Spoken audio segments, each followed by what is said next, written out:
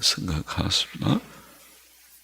하나님 아버지 감사합니다. 주일 새벽 저희들을 또 예배당으로 이 새벽에 부르시고 하나님께 새벽 예배의 단을 함께 쌓음으로써 주일 하루를 시작할 수 있는 복을 주신 것을 감사드리며 또 혹은 가정에서 깨어 함께 예배에 동참케 하여 주신 것을 감사드리며 하나님께 찬송으로 영광을 돌려싸우며 또 주님 말씀을 조금 읽고 묵상하며 교훈을 삼으며 또 기도하는 한 시간이 되게 하옵소서.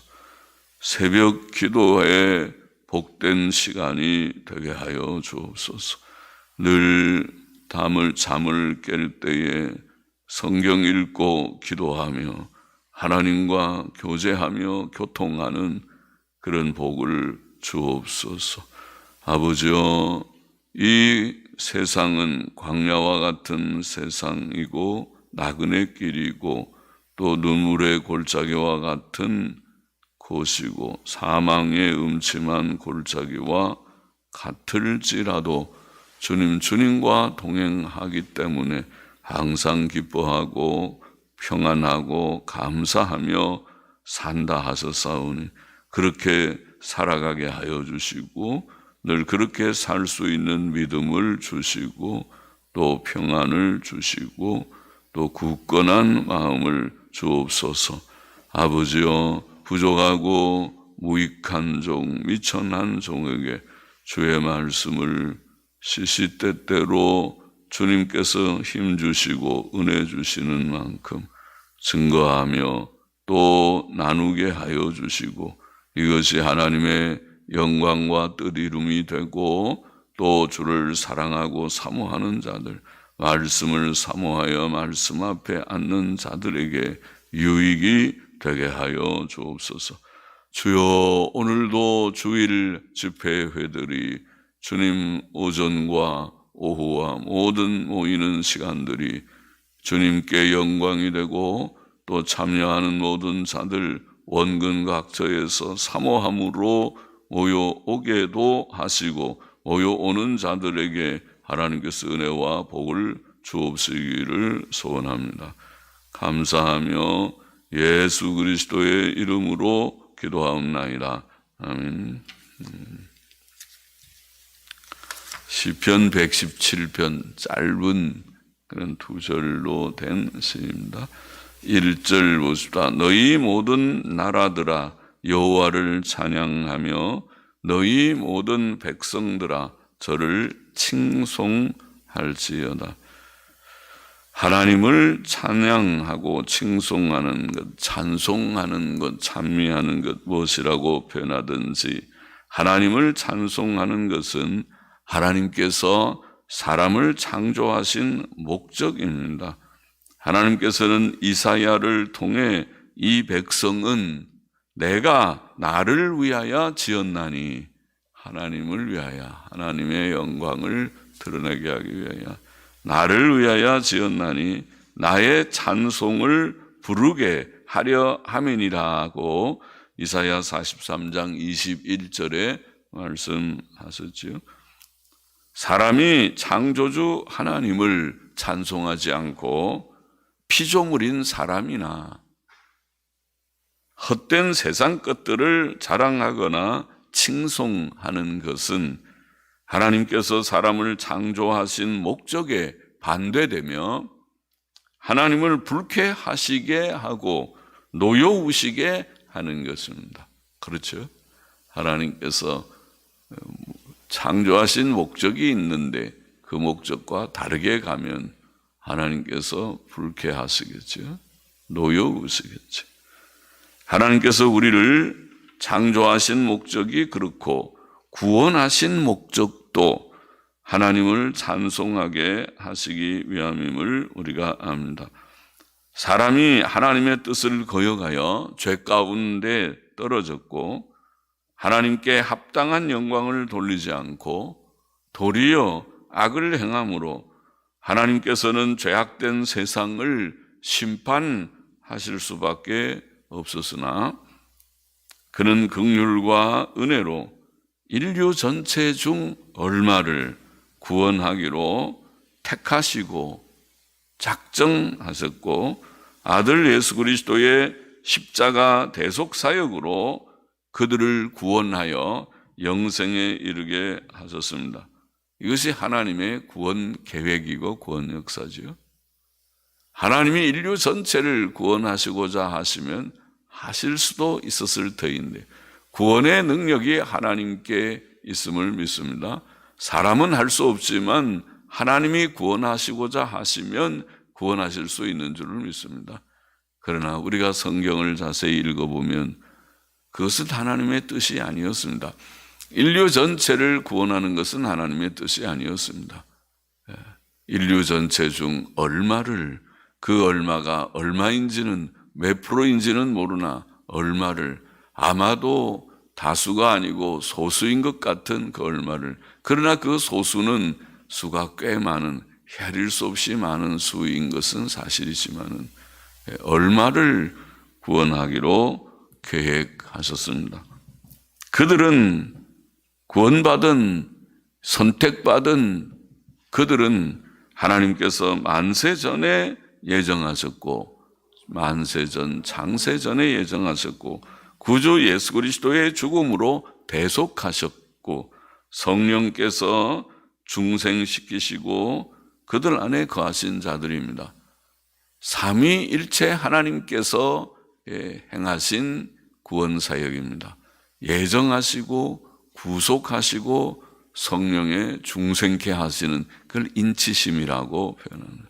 성령의 인치심과 내주하심, 인치시고 그 안에 거하신, 그것을 우리는 성령의 세례라고도 표현합니다. 성령께서 실제로 예수 그리스도의 속죄의 사역을 적용하여서 실제로 우리의 죄를 씻으시는 구원, 예정도 그 안에서는 사실은 구원이고, 예수님의 2000년 전 구속사역도 그 안에서 완전한 의가 다 이루었다, 이루신 것이지만은 그는 객관적인 구속이고, 실제로 각 개인에게 구원이 이루어지는 것은 성령의 중생케 하시는 사역, 인치시는 사역, 성령 세례를 통하여 실제로 죄 씻음을 받는 그 사건이라고 이해됩니다. 삼위일체 되신 하나님께서는 그가 구원하신 자들을 통해 영광과 찬송을 받으시기를 원하십니다. 그것이 에베소서 1장에 계시된 하나님의 뜻이죠. 장에 선택하신 것이 하나님의 은혜의 영광을 찬미하게 하려 합니다. 예수 그리스도의 구속이 하나님의 은혜의 영광을 찬미하게 하려 합니다. 성령의 인치심이 하나님의 은혜의 영광을 찬미하게 하려 합니다. 에베소 1장 6절, 12절, 14절에 증거된 바입니다. 예수 그리스도의 피로 구속받은 성도들은 그러므로 하나님을 찬송해야 합니다. 그러므로 사도 바울은 시와 찬미와 신령한 노래들로 서로 화답하며 너희의 마음으로 주께 노래하며 찬송하라. 우리의 성도들을 위한 생활교훈의 중요한 한 내용이 찬송을 하라. 시와 찬미와 신령한 노래로 그러니까 찬송가를 부르는 것은 우리의 복된 의무라고 할 수 있습니다. 우리가 즐거이 하나님 감사합니다. 나 같은 죄인을 구원하셔서 감사합니다. 창조의 하나님을 참 아름답다. 하나님이 창조하신 이 세계가 참 아름답다. 아름다운 광경, 아름다운 광경. 요새는 이게 인터넷 세대가 돼서 세계의 아름다운 경치 그런 것을 검색을 하면은 아름다운 것이 다 그 사진이 인터넷에 다 떠 있다고 할지 이제 금방 우리가 집에서 그 광경을 볼 수 있어요. 여행을 안 가도 각 온 세계에 아주 아름다운 그런 자연 풍경들이 인터넷에 다를 통해서 볼 수 있는 시대가 됐습니다. 참 이런 희한한 곳들이 다 있구나. 그런 걸 간혹 볼 수 있습니다. 그런데 창조의 하나님을 우리가 찬송하는 건 기본이지만은 우리 같은 죄인을 구원하여 주신 하나님을 찬송하게 되고, 골로새서 3장 16절에도 또 바울은 말하기를, 아까 에베소서 5장 19절과 비슷한 말씀이지만은 그리스도의 말씀이 너희 속에 풍성히 거하여 모든 지혜로 피차 가르치며 권면하고 시와 찬미와 신령한 노래를 부르며, 똑같이 말했습니다. 시와 찬미와, 시편도 옛날에는 찬송처럼 그게 곡조를 붙여서 읊었습니다. 시와 찬미와 또 신령한 노래, 영적인 노래들, 많은 찬송을 역사상 작시했습니다. 많은 시인들이 찬송시를 써서, 그래서 거기에 곡조를 붙여서 노래를 부르는 것이 찬송가죠. 찬송가는 참 흥미로운 그런 노래들이죠. 사람이 부를 수 있는, 사람은 다 노래를 잘 부르지 않아요? 노래가 없으면 이 세상이 삭막해질 것 같은데, 그런데 노래들을 좋아하는데 그 노래 중에 찬송이라는 노래는 참 바르고 좋은 노래입니다. 하나님께 합당한 영광을 돌리며 시와 찬미와 신령한 노래를 부르며 마음의 감사함으로 하나님을 찬양하라, 그렇게 말했습니다. 또 히브리서 13장 15절은 이러므로 우리가 예수로 말미암아 항상 찬미의 제사를 하나님께 드리자. 찬미를 제사라. 우리의 삶이 전체가 헌신의 제사이지만은 찬미를 제사라. 그리고 그러니까 우리가 제사를 시시때때로 드리면 좋겠죠.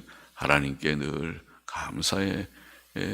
아침에도 드리고 저녁에도 드리는 상번제, 매일 드리는 번제처럼, 또 시시때때로 하나님 앞에 감사의 제사를 드리는 것처럼 찬송은 찬미의 제사라.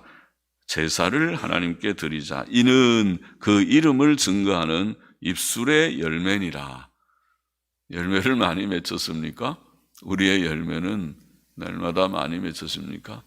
참 부족하죠. 열매를 많이, 찬송의 열매를, 이 입으로 말을 하루 종일 많이 할 터인데 그 입으로 하는 그런 열매들 중에 기도를 하나님께 많이 올리고 할렐루야 찬송을 부르고, 찬송을 그래도 새벽 기도하고 11번 예배 참석하려고 애쓰는 모든 분들은 찬송의 열매, 입술의 열매를 많이 맺는 편이겠죠. 많이 찬송가를 몇 장이지만은 부르게 되니까.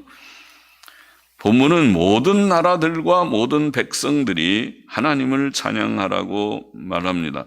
모든 나라들과 모든 백성들은 이스라엘 국가와 민족의 경계를 넘어서 온 세계를 가리키는 말이죠. 이 말씀은 세계 복음화의 전망을 보인다고 하겠습니다. 그 옛시대에 아직도 온 세계가 주께로 돌아오는 것을 보지 못한 시대. 오늘 우리는 세계 복음화가 그렇게 낯선 말이 아니고, 그렇지, 이렇게 온 세계에 복음이 증거되고 2000년 신약교회 역사의 마지막에 우리 대한민국에도 이렇게 복음이 들어와서 우리도 예수님 믿었는데 다 알게 되지만은 말이죠. 구약 성경의 여러 구절들은 세계 복음화에 대한 하나님의 뜻을 계시하였습니다. 창세기부터 하나님께서 아브라함에게 약속하실 때부터 그렇지만은 너로 인하여 천하 만민이 복을 얻으리라, 복을 얻으리라. 그 말씀에서부터 시작해서 많은 구절들이, 시편에도 우리가 67편에서 읽은 바와 같이 시편 67편에는 주의 도를 땅 위에, 주의 구원을 만방 중에 알리소서, 알리소서. 하나님 이 구원의 복음을 만방에 알리소서. 하나님이여 민족들로 주를 찬송케 하시며 모든 민족으로 주를 찬송케 하소서. 놀라운 그런 말씀이죠.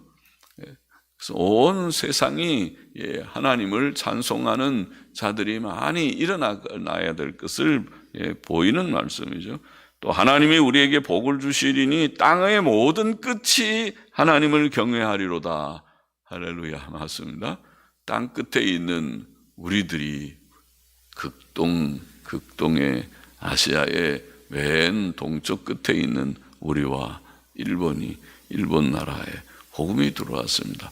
그런데 일본은 하도 귀신을 섬기는 나라에 신도교가 강해서 거기는 우리나라보다 복음이 일찍 들어온 것 같은데, 그러나 우리보다 기독교가 번창하지를 못했습니다. 그러나 우리 한반도는 이렇게 복음이 많이 번창해서 많은 사람들이 예수님 믿게 된 것은 하나님의 거신 은혜입니다. 땅끝이 하나님을 경외하리로다. 이사야 11장 9절도 이는 물이 바다를 덮음같이 여호와를 아는 지식이 세상에 충만할 것임이니라. 할렐루야. 정말 충만해졌습니다. 하나님의 말씀이 말씀대로 됐습니다. 이사야 45장 22절도 땅끝의 모든 백성아, 땅끝의 모든 백성아, 나를 앙망하라. 그리하면 구원을 얻으리라. 나는 하나님이라 다른 이가 없습니다. 땅끝의 모든 백성들이 하나님을 앙망하고 구원을 받았습니다. 하박국 2장 14절도 물이 바다를 덮음같이, 아까 이사야 11장 9절 말씀 비슷하죠. 물이 바다를 덮음같이 여호와의 영광을 인정하는 것이 세상에 가득하리라. 자, 이런 많은 말씀들이 바로 세계 복음화의 전망, 세계 복음화를 암시하는 말씀이 아닙니까? 이 하나님의 뜻은 신약 시대에 예수 그리스도의 강림으로 말미암아, 예수 그리스도의 십자가 대속 사역으로 말미암아 이루어졌습니다. 예수 그리스도께서는 그러므로 제자들에게 너희는 가서 모든 족속으로 제자를 삼아 아버지와 아들과 성령의 이름으로 세례를 주라. 마태복음 28장 19절 말씀. 너희는 온 천하에 다니며 만민에게 복음을 전파하라. 마가복음 16장 15절 말씀. 또 그의 이름으로 죄사함을 얻게 하는 회개가 예루살렘으로부터 시작하여 모든 족속에게 전파될 것이 기록되었다고 누가복음 24장 47절에 말씀하셨고, 또 사도행전 1장 8절은 우리가 잘 아는 요절이죠. 성령이 너에게 임하시면 너희가 권능을 받고 예루살렘과 온 유대와 사마리아와 땅끝까지 이르러 내 증인이 되리라고 말씀하셨습니다. 그래서 하나님의 말씀이 온 땅에 전파될 것을 말씀하시고 전파되기 시작했고 2000년이 지난 지금 온 땅에 복음이 충만하게 증거되었습니다. 사도 요한은 계시록 7장에서 이런 환상을 보았죠. 각 나라와 족속과 백성과 방언에서 다 말들이 다른데, 말들이 다른 여러 나라 말들이 다 많은 가운데서 아무라도 능히 셀 수 없는 큰 무리가 흰옷을 입고 손에 종려 가지를 들고 보좌 앞과 어린 양 앞에 서서 큰 소리로 구원하심이 보좌에 앉으신 우리 하나님과 어린 양에게 있도다라고 찬송하는 광경을 보았다. 그렇게 되어 있죠. 이것이 세계 복음화의 그런 사실을 내다본, 아직 사도 요한 때는 그 일이 좀 시작된 정도였을 터인데, 그렇죠. 주 100년 해봐야 바울이 로마에 복음을 전하고 스페인까지 복음을 전하긴 했지만은, 그러나 구원 얻은 자들의 수가 아직 많지 않았을 때라고 보이는데, 그렇습니다. 2절 보십시다. 이는, 오늘 본문 2절에는 원문에 이는 히브리 말로는 이는 우리에게 향하신 하나님의 인자하심이 크고 진실이라는 단어이지만은, 그러나 이 단어는 신실하심이라는 뜻도 있는 단어입니다. 진실이라는 말로 많이 번역된 같은 MS라는 말은 에무나는 보통 신실하심으로 많이 번역하고 MS는 진실이라는 말이지만 진리, 진실이라는 말이지만 신실하심이라는 뜻도 있습니다. 그래서 사전에도 그런 뜻이 있고 NIV 성경은 그래서 faithfulness, 신실함이라고 번역하기도 했습니다. 문맥으로 보면 그것이 더 맞아 보이기도 합니다. 진실, 과히 거리가 먼 개념은 아닙니다. 신실하심이 영원함이로다. 할렐루야. 자, 우리가 하나님을 찬송해야 할 이유를 이 짧은 시편은 우리에게 향하신 그의 인자하심이 크고 신실하심이 영원하기 때문이다. 그렇게 표현을 했습니다. 하나님의 인자하심, 하나님의 신실하심. 하나님의 인자하심이란 우리의 죄를 용서하시고 사망과 불행과 지옥 형벌에서 건져주심을 말하지요. 죄의 형벌은 죽음이지만 하나님께서는 에덴 동산에서부터 짐승의 피를 흘려 가죽옷을 지어 입히심으로 중보자의 피의 속죄를 암시하셨습니다. 그것이 은혜였지요. 죄값은 죽음이지만은 아담도 구원을 받을 수 있는 그런 것을 암시하셨습니다. 장세 이후로 죽임을 당한 어린 양의 피로, 성경에 그런 말씀이죠. 장세 이후로 죽임을 당한 어린 양의 피로, 에덴 동산에서 피를 흘린 그 짐승의 피, 아마 어린 양의 피를 비롯해서 구속받은 자들은 죄사함과 의롭다 하심의 구원을 얻었습니다. 그 어린 양의 피로, 그것이 중보자 예수 그리스도의 피입니다. 십자가 대속 사역입니다. 그것으로 우리의 구원이 이루어집니다. 이것은 하나님의 인자하심입니다.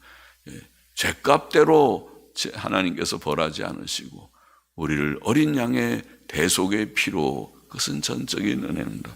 또 신실하심, 하나님의 신실하심이란 그 인자하심이 변함없음을 가르친다고 하겠습니다. 하나님께서는 자기 백성을 결코 버리지 아니하십니다. 감사한 일이죠.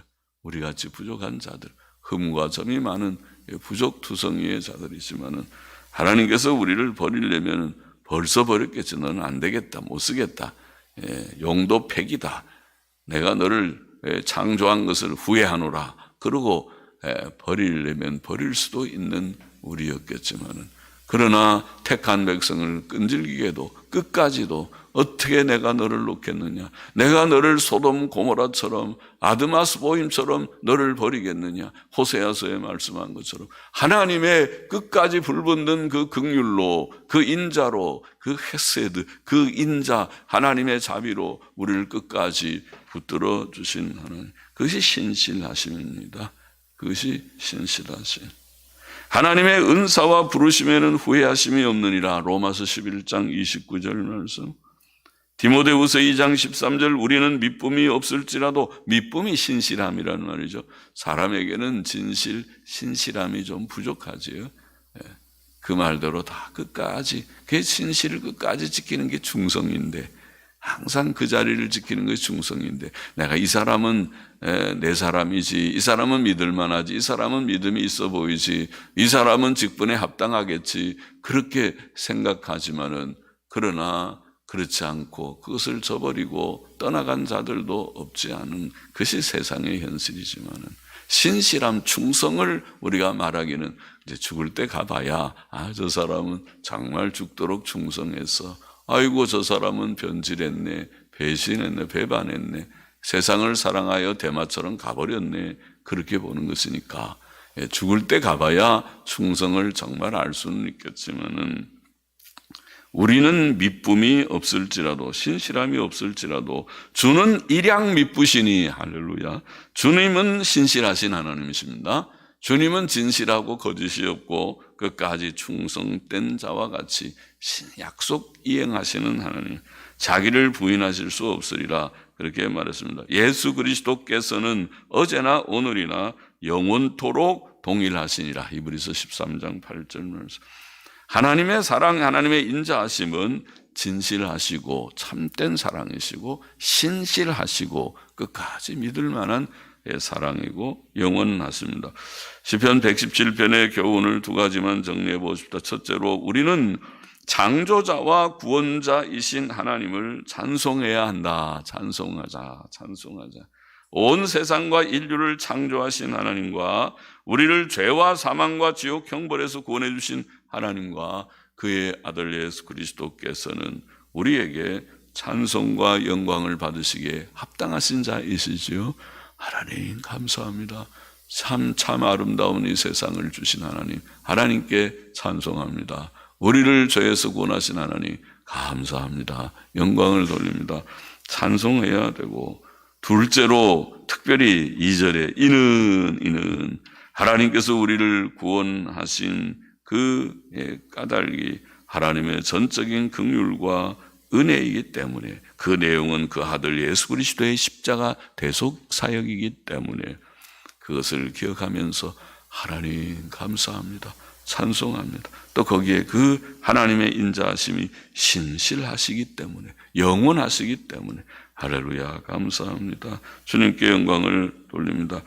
어떻게 하나님이 인류 중 얼마를 구원하실 그 계획 속에 택자들이라고 하는 그 부류 속에 저와 여러분 우리가 여기에 들어있는지, 왜 그런지, 왜 우리의 이름이 거기에 있는 것인지, 우리의 이름이 거기 꼭 있어야 할 이유가 없는데 왜 저와 여러분 우리의 이름이 하나님의 생명책에 기록되었는지, 창세전 하나님의 선택의 명부에 우리의 이름이 있는 것인지, 예수 그리스도의 핏값을 지불하실 때에 바로 우리를 위한 우리의 죄도 담당하게 하신 것인지, 어느 날 성령께서 오셔서 우리를 인치실 때 우리 눈시울이 뜨거워져서 우리가 예수님 믿어볼 마음이 생겨서 예수를 믿게 돼. 믿을 환경이 아니었는데, 믿지 않을 수도 있는 우리들이었는데, 우리의 심령이 어둡고 딱딱한 심령이었는데,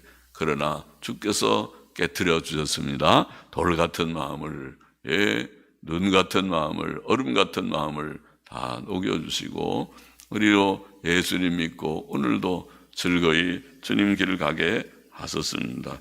할렐루야 감사해야 하겠습니다. 기도하십니다. 하나님 아버지 창조자 구원자 하나님을 감사하며 우리 같은 자를 구원하신 하나님의 인자하심과 신실하심의 영원하심을 인하여 하나님께 찬송과 감사와 영광을 늘 돌리는 저와 우리 모두가 되게 하여 주시기만을 소원합니다. 감사하며 또 헌금하는 심령도 받으시기를 원하며 예수 그리스도의 이름으로 기도합나이다. 아멘.